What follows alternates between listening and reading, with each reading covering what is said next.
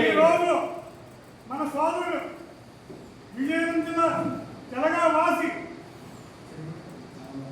జనమల్ల ప్రసాద్ గారిని కాపు రాజ్యాధికార పోరాట సమితి రాష్ట్ర అధ్యక్షుడిగా ఎన్నిక చేసుకుంటున్నాం. మేము ఈ ఆధ్వర్యంలో రాష్ట్రంలో పంచాయతీ మెంబర్ నుంచి ముఖ్యమంత్రి వరకు మన జనాభా శాతం మన హక్కు. దానికి మా తమ్ముడు కంపెనీ పెట్టుకుంటాడు. మనందరూ మద్దతు ఇద్దాం.